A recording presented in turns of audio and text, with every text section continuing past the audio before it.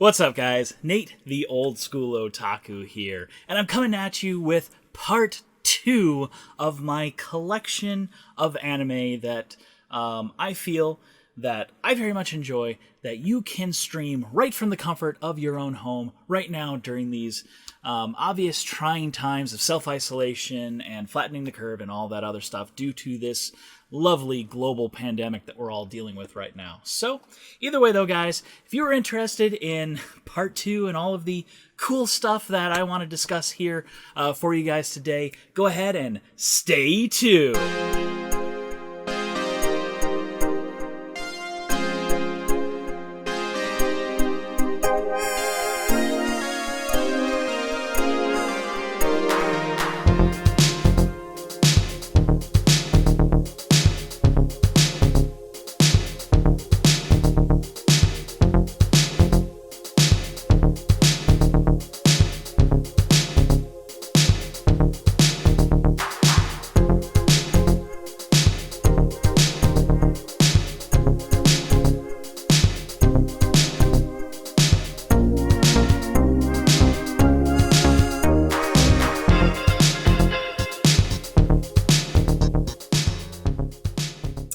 And welcome back. So, as I said, we are now into part 2 of my list of anime that you can easily go out and stream right now.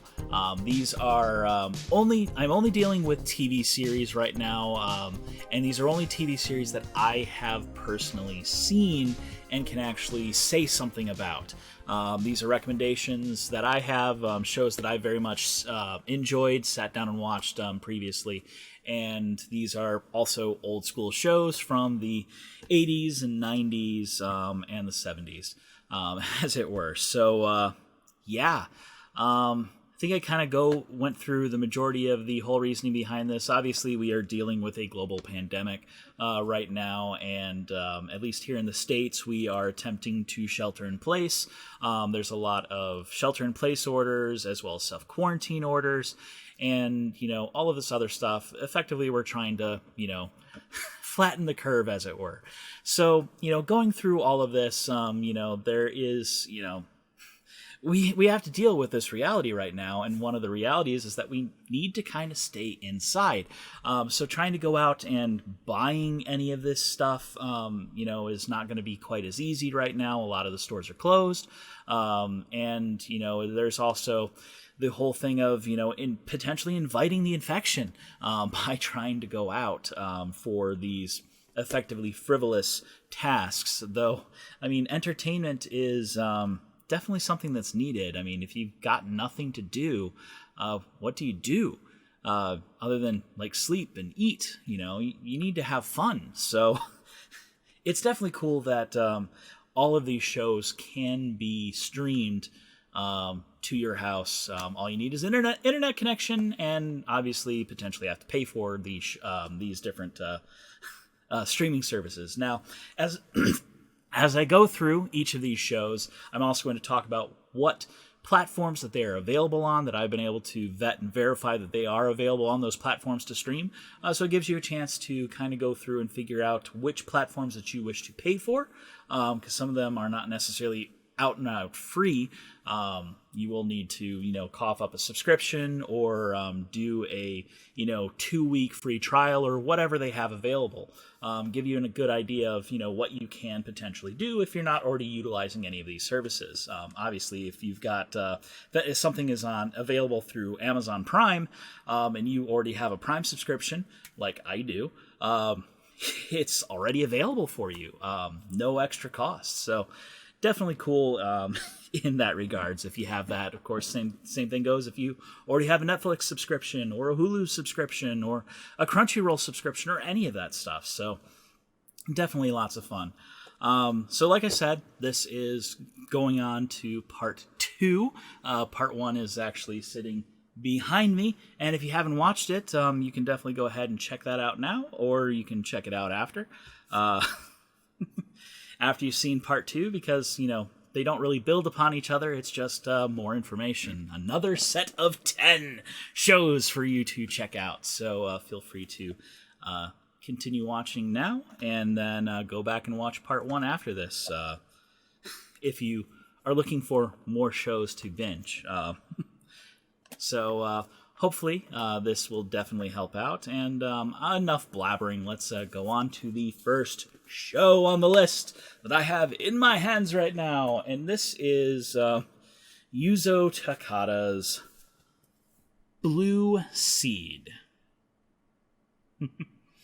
Now, Blue Seed is a show that I originally got into because there were a couple of tapes available at my local Blockbuster for me to rent.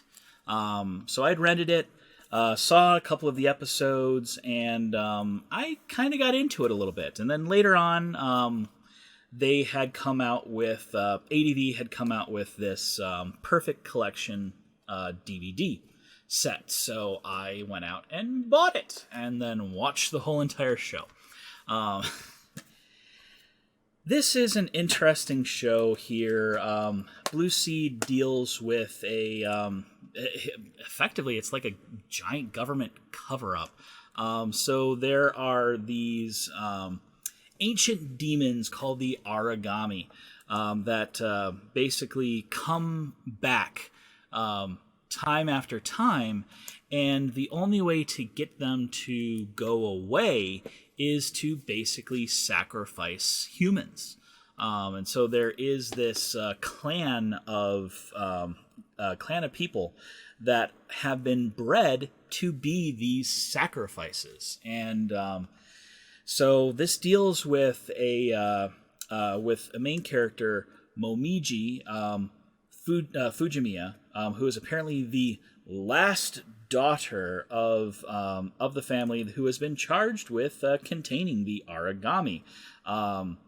So basically, like, she's part of what they call the Kusanagi clan, and they are supposed to be like former servants of the Aragami, and they are there to help contain them. Well, this deals with said main character and the interesting, wacky hijinks that she goes on, and the personal journey that she goes on with in order to try to fill her role, but also without dying. Because that's ultimately the sad part about it, is she is just a normal teenage girl wanting to live her normal teenage life, and unfortunately, she's supposed to die. But she doesn't want to, so what do you do? And that's what this show is all about. It's a lot of fun. I enjoyed it immensely. The weird Ogenkis, the side stories that come after some of the episodes are a little hilarious and cringy in some regards. But the main storyline is definitely cool. Really cute series. I very much enjoy it. But you can see this on quite a few different platforms. So you can check it out on Crunchyroll. Blue Seed is available on VRV. It's available from Amazon Prime, as well as on High Dive. Now, you can check out basically all of these formats. You can see both the subtitled and the dubbed version. And I will tell you right now, the first way that I watched Blue Seed was dubbed. So it's actually one of the few shows that I still to this day generally only watch dubbed. Despite the fact that the main character is voiced by legendary voice actress Megumi Hayashibara. However, there is an episode in here where the main character goes on a bit of an idol spree and, does an idol show. I actually switched to Japanese for the singing portion of the idol show because I'm not a big fan of the English voice actress's singing voice, but I love Megumi. So it's one of the only points that I actually do switch to the dub, or switch from the dub to the sub. So there you go. Either way, though, you can see it in both formats. You can also check out the OVA as well through all of that. And the OVA actually has two different names. It's called Blue Seed 2, and it's also called Blue Seed Beyond. So if you see both of those, that's what it is. The main show, though, deals with everything. The OVA just kind of is this little after story that happens after the original storyline. So there you go.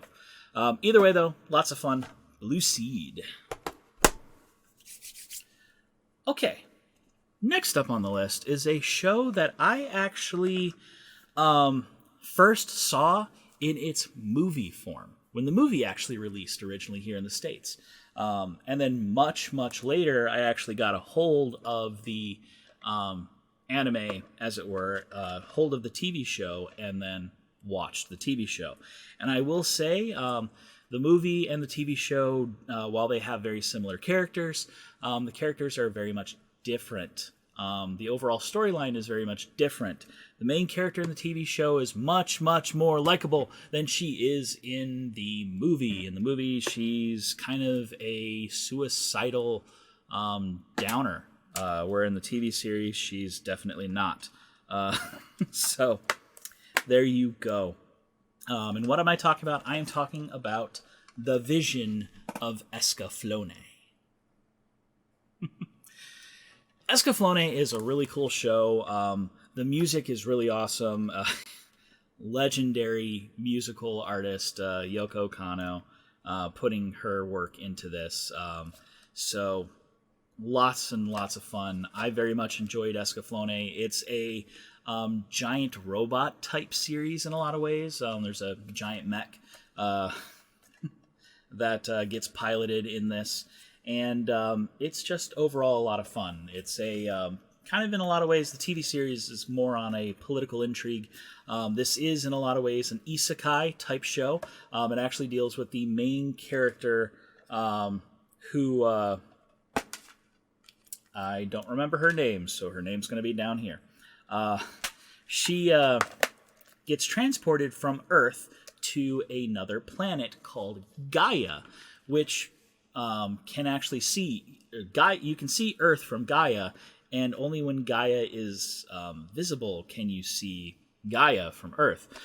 So the main character actually gets transported to this fantastical world, and you find out that she has certain special powers, and she actually has the ability to call forth this mecha Escaflowne. And that can be used to fight these other giant mecha armors and things like that. So there's a lot of really cool stuff in this.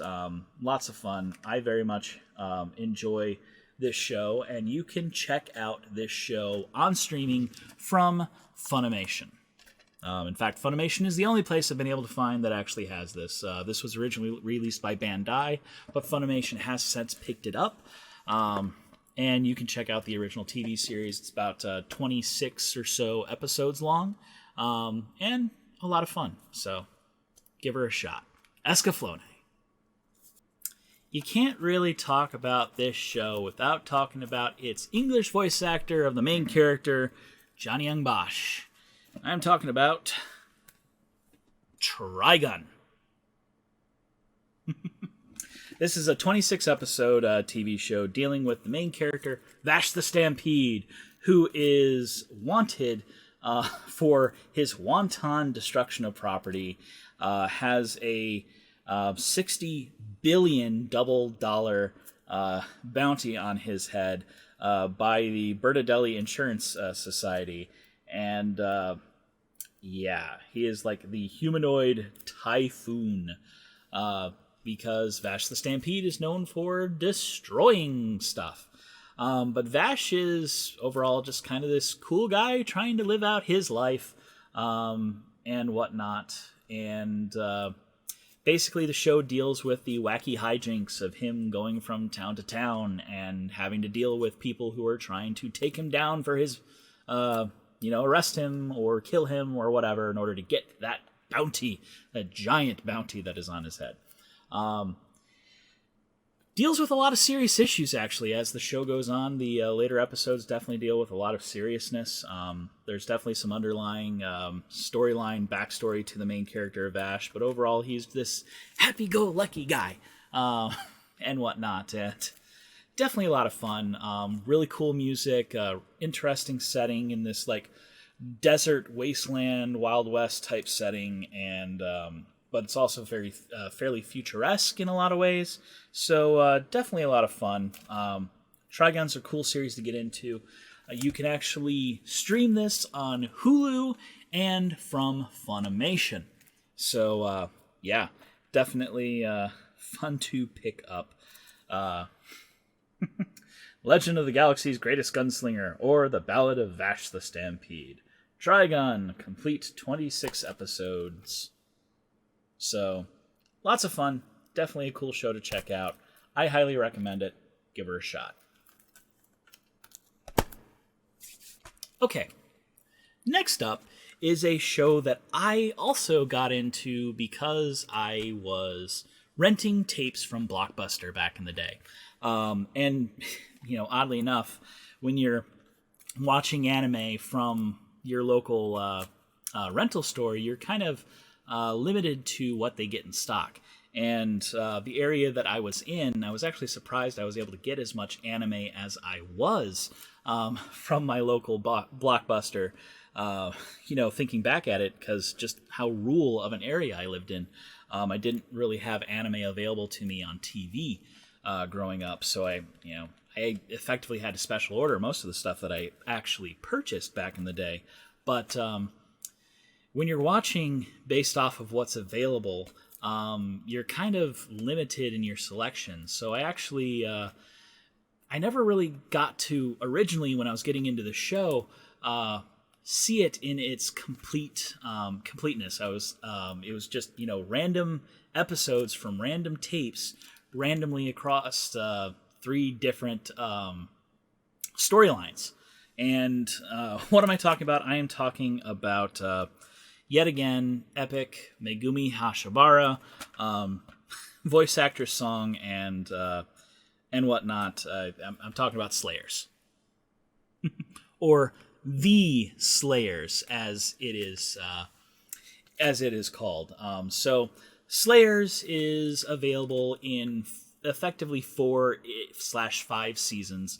There's also a bunch of OVAs and a bunch of movies. The movies deal with the main character Lena Inverse before the TV series in a lot of ways. So there is definitely that. Slayers is set in a fantasy land of swords and sorcery and all of this other stuff. The main character, Lena Inverse, is this sorcerer who is known for a couple of different things. She's known for being flat-chested, and she's known for having a extremely high appetite, extremely short temper, and she's also known for having access to the spell the Dragon Slave, which can destroy a whole entire city. So Slayers actually deals with her going out with her companions and solving mysteries and lots of wacky magical hijinks and taking on big bads and a whole lot of other stuff. So it's definitely a fun show. For the most part, it's fairly lighthearted. As the series or seasons get to their end, they do tend to deal with a lot more heavier-handed storylines, death and things. So there is definitely that. This is a sword and sorcery type universe, so there's definitely a lot of stuff like that. But it's definitely a lot of fun. I very much have enjoyed Slayers. So there is, like I said, there is effectively 4/5 seasons. So there's the original, The Slayers.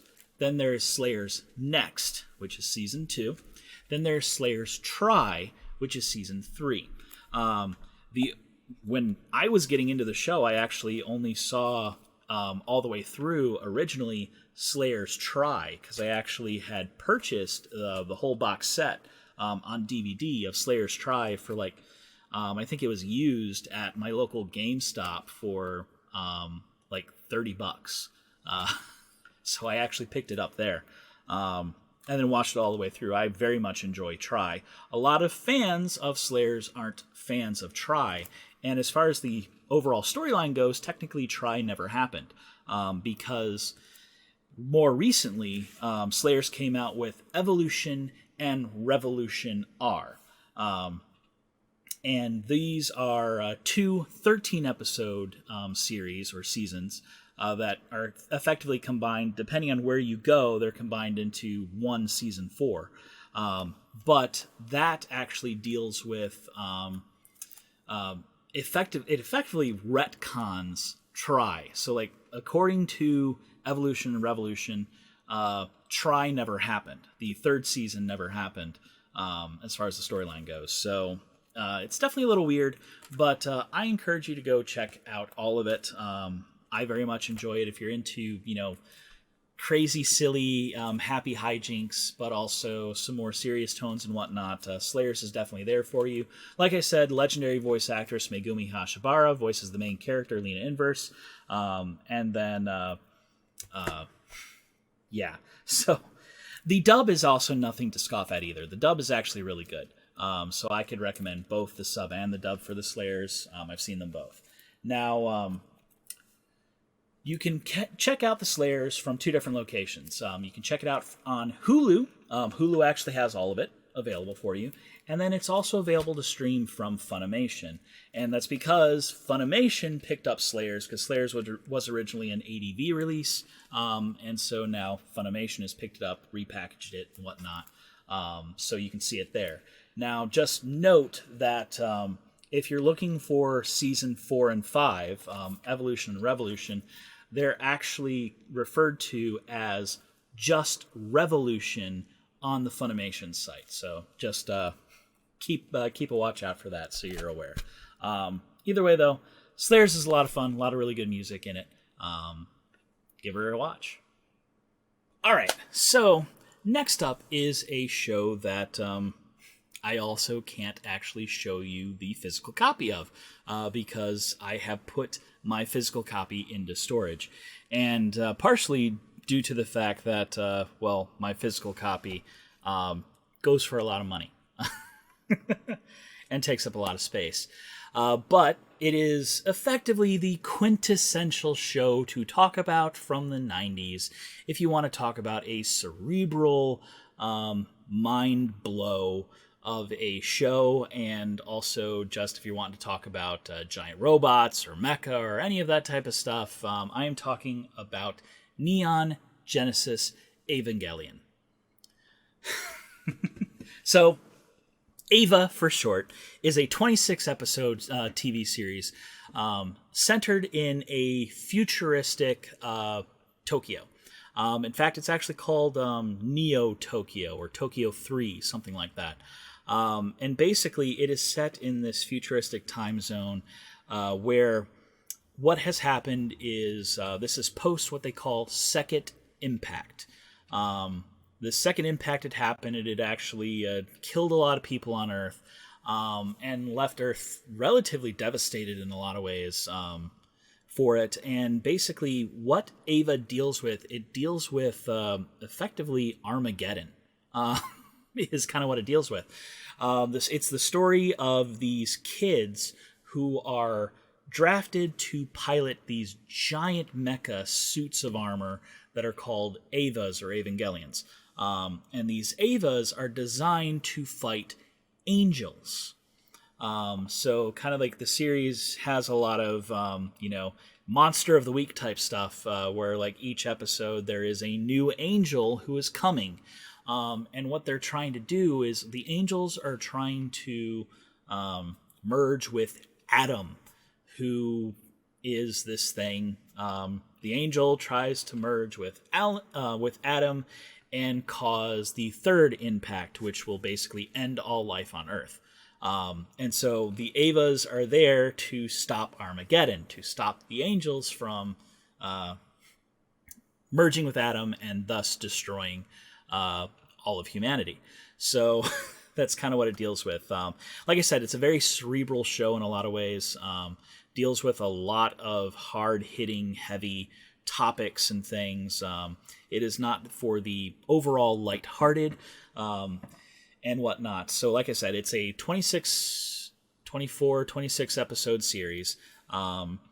And it then was mixed up into a couple of different movies. So there is the actual series, and then there's Eva Death and Rebirth, which is a movie that they brought out that is a amalgamation of the whole entire TV series.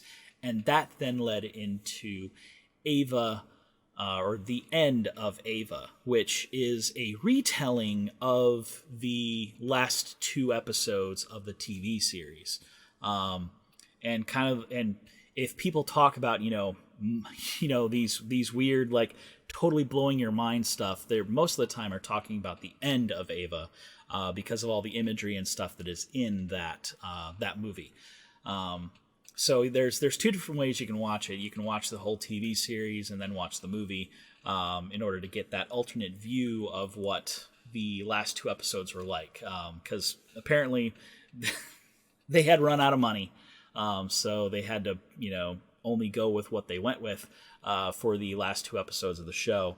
And then later on, they made the movies. And then, of course, there's new movies, which are called the New Evangelion 1.11, 2.22, 3.33, and soon coming out 4. And that deals with kind of yet another retelling, but differently, of the show. But for the most part, I'm really only talking about the TV series. Definitely a lot of fun to watch. Once again, voice actress Megumi Hayashibara voices one of the main characters, Rei. So you get to hear some of her voice acting in it, which is always fun. The dub is pretty good dub, so I can't say that you should stray away from the dub. Dub is kind of funny in a lot of ways too, especially if you listen in on some of the commentary from the end of Eva. Oh boy, it's definitely lots of fun. After listening to the commentary track, it's kind of hard to watch End of Eva in its original light. So just be forewarned. Either way, though, Neon Genesis Evangelion is available to stream from Netflix. That's the only place I've been able to find that actually has it to stream. So definitely a interesting watch. Legendary studio Gainax made it, so it is, obviously a very popular show. Even fans in this day and age, I would imagine, have at least cursorily heard of Eva before, or Evangelion, or Neon Genesis Evangelion, whichever way you want to talk about it. But yep, you can check it out on Netflix. Let me know what you think.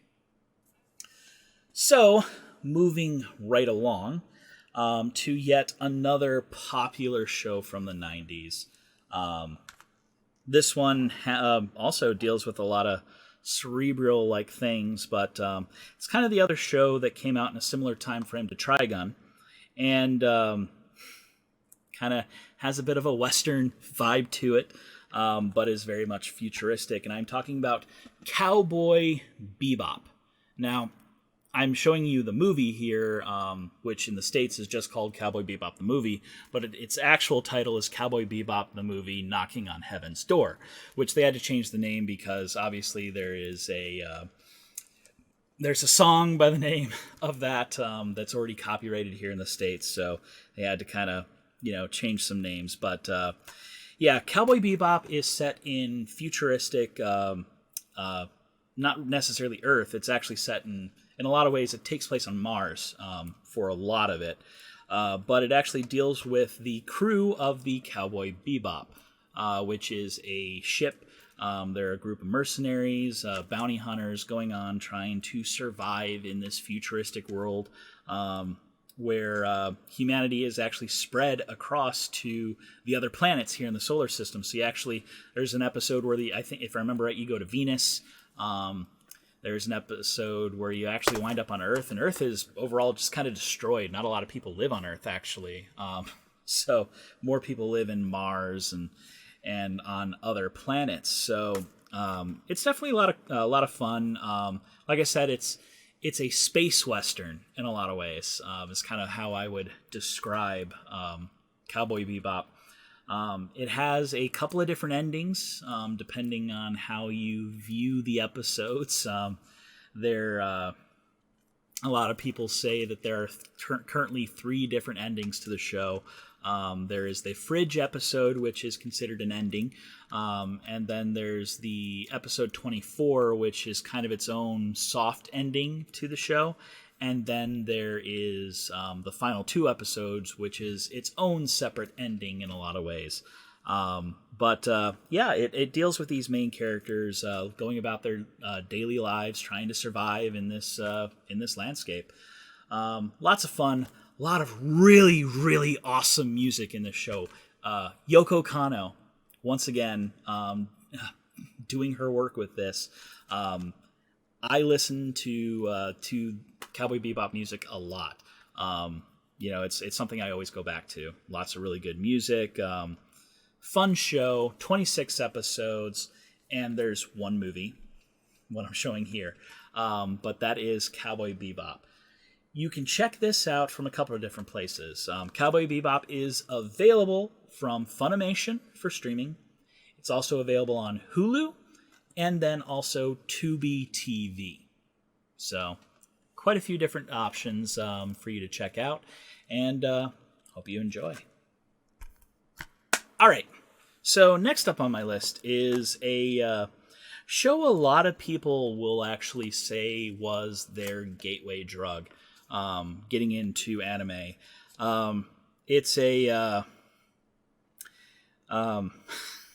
overall, it's a show that is kind of like your expected shonen starter shows in a lot of ways, and it definitely has quite a few different seasons, a lot of episodes in it, and it is Yu Yu Hakusho,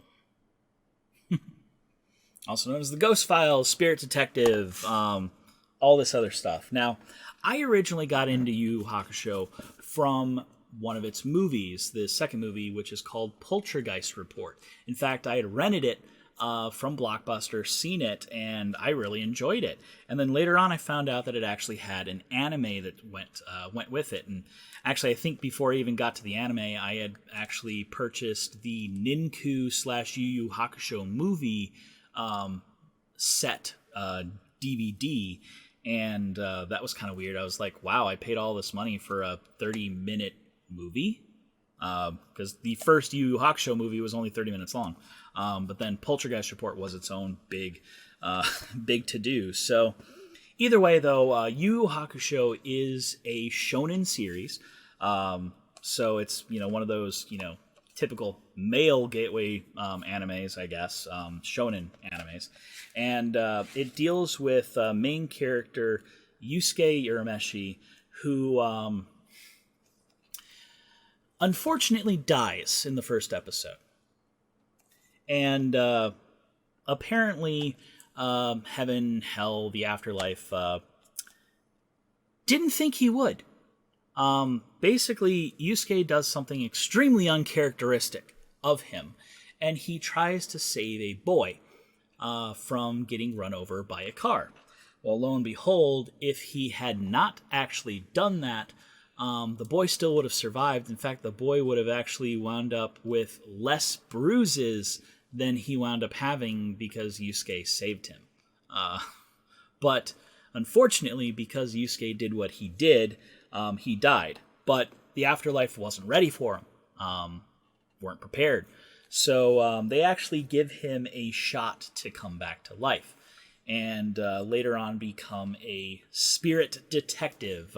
Basically go around and stop these spirits, these yokai, these oni, these monsters from basically wreaking havoc on the mortal world. And it kind of moves on from there. So it's definitely a really cool, fun show. I've enjoyed it immensely. The first couple of seasons deals with Yusuke trying to figure out his place and everything and dealing with certain obstacles. And then later on, it becomes this big, giant tournament arc. In fact, I think there's like 2 or 3 tournaments in this, similar to the tournaments from Dragon Ball and other shonen series, as it were. So overall, it's got really cool storyline. The main character is Yusuke is a delinquent who then gets to... he's a delinquent with a heart of gold in a lot of ways, and he gets to show that off and whatnot. So it's definitely a lot of fun. You can check out Yu Yu Hakusho from Funimation and Tubi TV. Definitely one to check out. Season 1 here, which is what I have here, is 28 episodes, and I believe there's 4 or 5 seasons. So you're getting close to around 100 episodes here with this. So definitely one to check out. That is Yu Yu Hakusho. All right, so we are definitely getting close to the end here. The next show I want to discuss is one that, depending on how well you actually know of this show, could be a little controversial in some ways. And really, it's only controversial because there's some pretty strong opinions about this show versus its OVA. Which is to say, a lot of people say that the TV show is crap and the OVA is way, way, way better. But I very much enjoy the TV show, which is why I'm talking about it here. And I am talking about Jahzzar, The Wanderers.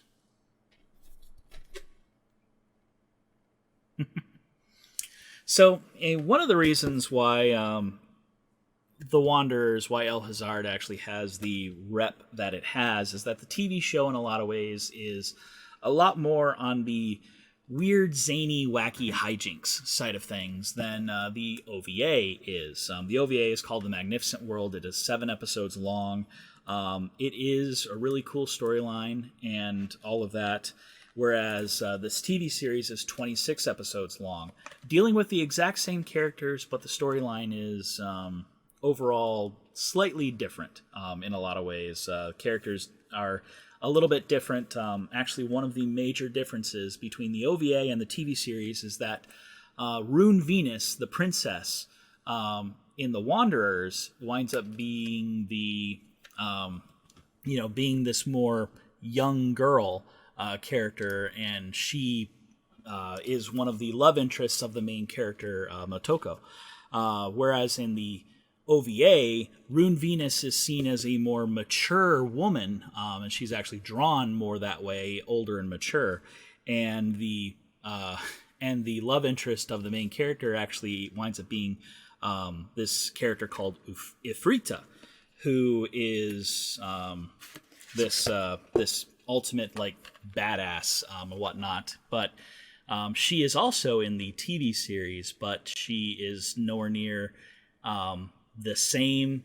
She has black hair instead of silver hair, and she's much more zany, hijinksy than the OVA. So that's kind of the difference between the two. The Wanderers is more of wacky hijinks, whereas the Magnificent World is definitely a lot more mature of a storyline, much more serious of a storyline. But what it deals with is these characters who are transported from modern Japan to this fantastical world of Jahzzar, and in doing so, they have found out that they all have special powers in some way, shape, or form. Motoko, I think, has the ability to activate the ancient technology from the show. One of the characters, the sensei, the teacher character, gets super strength and super speed when he is sober versus when he is not. When he's not sober, he's not as strong. Fujisawa.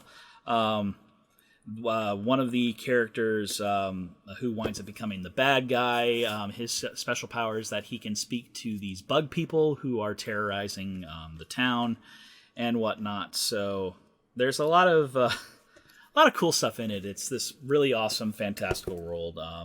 Winds up having a bit of a love story in it, which is kind of neat. And overall, it's just this cool dealing of these characters and how they go. But I very much love the TV series. It's a 26 episode long, full length TV series. So you can definitely check this out. Jahzzar is available from Crunchyroll and VRV. So there are your two options for you for that. And definitely one that I recommend checking out. and whatnot. Unfortunately, I'm not able to find any information about its OVA, the Magnificent World, in order to stream, but the TV series is available for streaming. So definitely one to check out. I recommend it. Lots of fun. It's just overall a fairly lighthearted, fun TV show, and the opening songs are just epic. My only complaint about this show is that I really love the second opening, and the second opening is only available for like 8 of the 26 episodes, whereas the initial opening, which is also pretty good, is available for a lot more. But I very much love the second opening more than the first opening, so there you go. Either way, though, guys, The Wanderers, lots of fun. All right, so next up on my list is a show that, in a lot of ways, I feel needs no real introduction. But it's also one of those shows that I originally got into not from watching the original TV show, actually, in any way, shape, or form. I actually got into this show originally from watching one of its movies. I had actually purchased a VHS copy of the second movie for this show, and really enjoyed it. Enjoyed the characters and whatnot. And then later on, when when the TV show, the OVA, and other things had come to, I think it was Cartoon Network, to watch, I then watched the show there. What am I talking about? I am talking about the show that has so many different iterations in tons of different ways. I'm talking about Tenchi Muyo. Now, what I have here is the box set of the OVA collection. And this will require some getting into. So, Tenchi Muyo actually has 2 different TV series, and then has an OVA series, or a set of OVA series, and then a bunch of different movies. The movies are kind of in their own timelines in a way. Like the movie I was talking about, the second movie, which is Daughter of Darkness / Manatsu no Eve. Though that movie is kind of off in its own weird show. It's loosely based off of the OVA storyline, so a lot of the characters have powers and stuff from the OVA, but it also has a character who is not in the OVA, but is in the TV series. So, yeah, it's kind of off in its own little thing.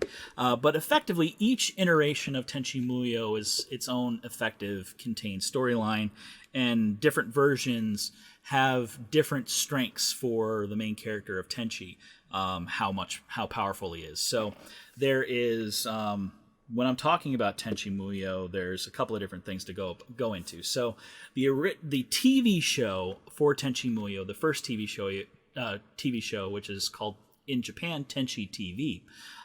In the States, it is known as Tenchi Universe. 26-episode TV series dealing with the main character Tenchi, who winds up getting involved in this bounty search for how did it go for the OVA? Yeah, he gets involved with this. Well, actually, gets involved with the Galaxy Police, who comes to take over this space pirate who has come to Earth, in the form of Ryoko. So Ryoko is the girl there, and Mihoshi, who is the blonde in the background there. Also there. She has come to capture Ryoko, and he gets involved with that, and then in the end their spaceships get destroyed and whatnot, and the 2 girls wind up living with Tenchi, boarding with him. And as the storyline goes on, he collects more and more girls. Tenchi Muyo is a harem anime. Effectively, all of the females in the show are into Tenchi in some way or another, all vying for his attention. And depending on who you talk to, everyone has their opinions of who is going to win in the end. I personally am a Ryoko believer. I really love the dynamic between Tenchi and Ryoko in both the TV series and the OVAs. So there is definitely that. So that is the Tenchi universe. Fantastical thing. All of these girls from space wind up living with him, and they have some wacky hijinks. And there's 2 different sections for the TV show. There's the original section where you kind of get to know the characters living on Earth, and then something happens, and they have to go off into space.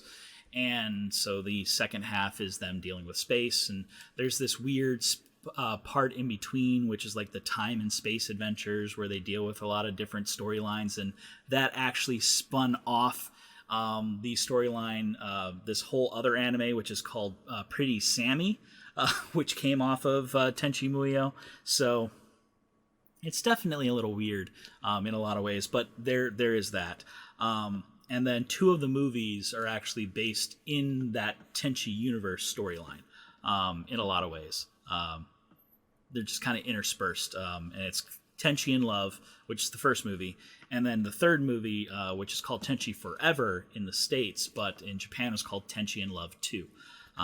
So there's definitely that. Now, there's another TV series for Tenchi Muyo, which is called Tenchi in Tokyo. It's called Tenchi TV 2, or I think it's just Shin Tenchi Muyo, I think, is the Japanese names for it, but in the States it's called Tenchi in Tokyo. Slightly different overall synopsis. Tenchi is already living with all these girls. Don't really know specifically where they came from, but Tenchi comes from this line of shaman who fight spirits and whatnot, and they actually use the girls as means to power up and become stronger and whatnot. But Tenchi moves to Tokyo, meets a girl, falls in love, and all of the other girls back home are pissed off about it because they all want Tenchi. And weird hijinks and other things ensue. So that is that. And then finally, I really can't talk about Tenchi without also talking about the OVA. And I said this wasn't really dealing with OVAs, but in a lot of ways, I mean, the OVA is its own like 26 episode series. So when we talk about the OVA was originally 6 episodes long. It was called just Tenchi Muyo, and it's 6 episode OVA. The storyline then continued. They had actually, in Japan, they had ordered another 6 episodes that continued on the storyline of Tenchi Muyo. So that is another 6 episodes, or actually 7 episodes, something like that. Comes out to 13 total episodes, and that one as it goes, deals with the same characters and whatnot, and a few different storylines. Comes out to a total of 13 episodes, but that second one was called Tenchi Muyo Ryo Oki. Okay? Now, long time later, after the 90s, in the early 2000s, they ordered another 13 episodes of the OVA. So you had Tenchi Muyo Ryo Oki, and then Tenchi Muyo Ryo Oki 2. Which is 13 more episodes. So now we got a total of 26 episodes in this OVA storyline. In the States, however, rather than continuing on with calling it, Tenchi Muyo, because in the States, they actually combined the 2 different OVA series into one show that they just called Tenchi Muyo. And Tenchi Muyo, as it is, deals with the story of Tenchi, who is living on Earth, visiting his grandfather, and he winds up waking up the local demon, which later find out is Ryoko, or Ryoko. And then Ryoko winds up living with Tenchi and whatnot, and then other characters show up after that and whatnot. So effectively the same thing winds up happening. He winds up living with all of these girls, and they are all hots for him and all of that. So definitely some weirdness going on there. So in the States, when they brought over the new Ryo-Oki 2 OVA, they decided to call it Tenchi Muyo Ryo-Oki. So when you're looking for this, looking for Tenchi Muyo, take note that Tenchi Muyo, which sometimes will say OVA, sometimes will not. It'll just be Tenchi Muyo. Remember, the TV series is Tenchi Universe in the States, and then there's Tenchi in Tokyo, which is the second TV series, and then Tenchi Muyo is the OVA. And then the sequel to the OVA, or the third OVA actually, which is Ryo-Oki 2 in Japan, is just called Ryo-Oki here in the States. So note that it's OVA, Tenchi Muyo, OVA, followed by Tenchi Muyo Ryo-Oki, which is another 13 episodes, so total of 26. Then there's actually now a new 4th season to Tenchi Muyo OVA show. Which I don't know if they brought out here in the States yet or not. I know it's happened, and I think there's a 5th one potentially planned too, coming out soonish, and whatnot. There's also another Tenchi series called I Tenchi Muyo, which is its own weird thing. Basically, every different iteration of Tenchi is its own storyline, because that's what the creator does. Either way, though, it's a lot of fun. I very much enjoyed every bit of Tenchi Muyo. So you can start off with the OVA, get 26 episodes for the main OVA, and then I think another 13 episodes for Part 4. I don't know if that's available or not for you to check out. There's the 26-episode TV series, Tenchi Universe. There's also the 26-episode TV series, Tenchi in Tokyo. Not a lot of people like Tenchi in Tokyo. I don't like it as much as the other two.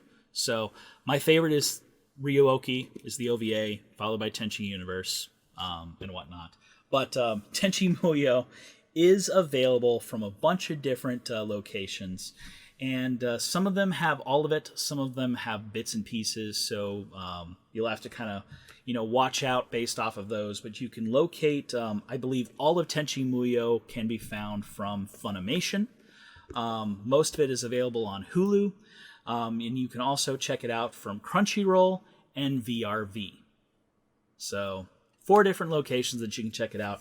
I believe Funimation and Hulu have all of it, the OVAs, all of the TV series and whatnot, and then Crunchyroll and VRV actually kind of splits between the two. So just keep a watch out for. If you're wanting the TV series, it's Tenchi Universe. If you're wanting the second TV series, it's Tenchi in Tokyo. If you're wanting the OVA, it's Tenchi Muyo or Tenchi Muyo OVA.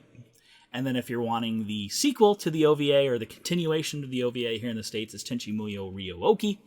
And then there's Ryo-Oki 2 or Season 4 or whatever that is potentially coming out soon. So either way, it's a lot of fun. Cool harem show that doesn't deal with the harem aspect. There's not a whole lot of fan service in it. I mean, there's a bit, but not a ton of fan service like a lot of modern harem type shows are. But either way, lots of fun. I enjoy it. Give it a watch. Finally, that brings us to the end. I know it's a lot. Why I split it up into 2 pieces. Finally, the next piece and the final piece I want to talk about here is another show by Gainax. In fact, this is perhaps my favorite show from Gainax. I like a lot of Gainax shows, movies, and whatnot, but definitely this is the one I liked more than Eva as far as full-on series go, and it is called Nadia, The Secret of Blue Water. So, Nadia is a 40-ish odd episode TV series that deals with main character Nadia and other main character Jean. And it's loosely based off of Jules Verne's classic novel 20,000 Leagues Under the Sea. So it actually deals with there's also Captain Nemo in this, and the Nautilus and whatnot, but it has its own overall storyline, which is kind of neat. But it's the initial part of the storyline is based in France. Jean is French, and he meets this girl, I think, on the Eiffel Tower, or in the Eiffel Tower, somewhere around it, actually. meets this girl, Nadia. And she's kind of mysterious. She's a circus performer and whatnot. Has a friend called King, who is a baby lion. And the two of them get together, and Jean actually promises to get Nadia to Africa, if I remember correctly. And some wacky hijinks occur in the beginning.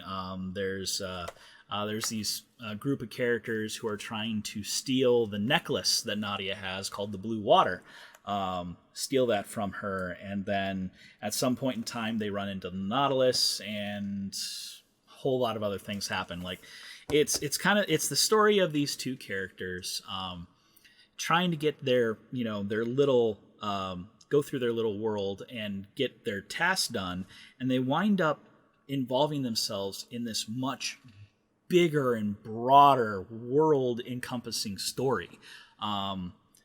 And dealing with all of that, and how they deal with all of that, and characters' alliances change, and all this other stuff. It's really, really cool. Lots of fun.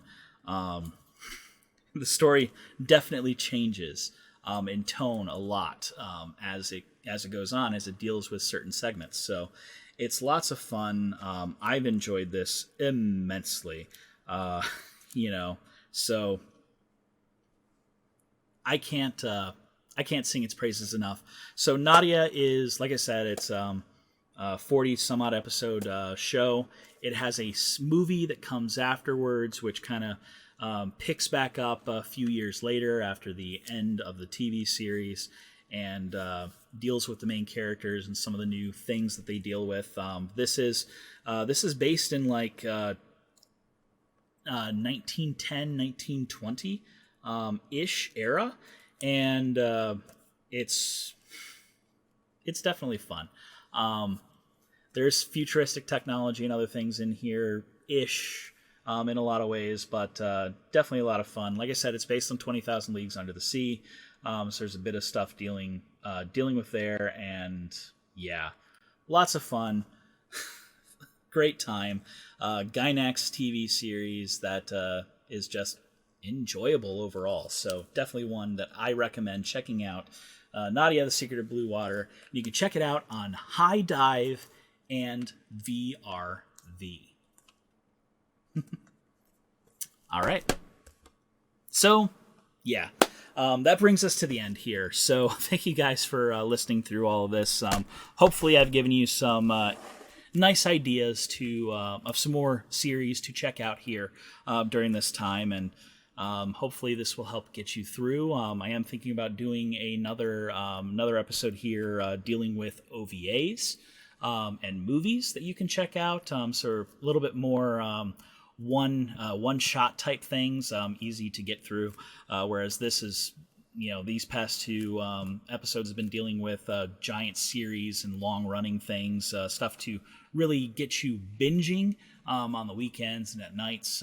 But if you're looking for just something fun to get into, I can talk about some OVAs. So if you have any ideas or thoughts, let me know, and I will do my best to try and help provide what entertainment that I can during these times. Either way, though, thanks for tuning in. If this is your first time tuning in, once again, thank you for listening all the way up to this point. I'm sure this has been a relatively long one. But yeah, hopefully you will have a chance to check all this stuff out. If you like what you've seen so far and want to check out some more, I encourage you to go check out the rest of my channel. There will be a couple potential videos here at the end that you can check out, including the previous episode of stuff to go check out. So, part 1 is also available, so go ahead and give that a check out if you haven't. See the rest of my content, and if you're interested and want to see more, I encourage you to go ahead and hit that subscribe button and hit that notification bell, because it'll put you front row and center whenever I release something new. And I'm continuing to try and pump out these new episodes here on the reg, as it were. So definitely would be cool if you could do that. If you have any thoughts or concerns, or any of these that you've already seen and you have some thoughts on, or you took my recommendation, you watched it, I'd like to see what your thoughts are on some of these. How you did you like the recommendation? Didn't you like the recommendation? Let me know in the comments section below. I look forward to seeing you guys down there. Of course, if you want to interact with me a little bit more outside of YouTube, I'm available on Twitter, Tumblr, Facebook. All of the links are in the description below, so go ahead and check those out. And of course, if you wish to go ahead and check out my Patreon, maybe consider donating, you can do that. But you don't have to. Either way, just watching the videos and spreading the love is perfectly fine. So yeah, thanks for tuning in. Thanks for listening to this point. And once again, thank you to all of these subscribers who have been subscribing since the beginning, or have actually started subscribing while I was on hiatus. So I definitely appreciate each and every single one of you guys. Lots of fun. Can't wait to talk about more of this stuff here in the future, and hopefully, you guys will enjoy it too. Either way, though, I've rambled on long enough. I am Nate, the old school otaku, signing off.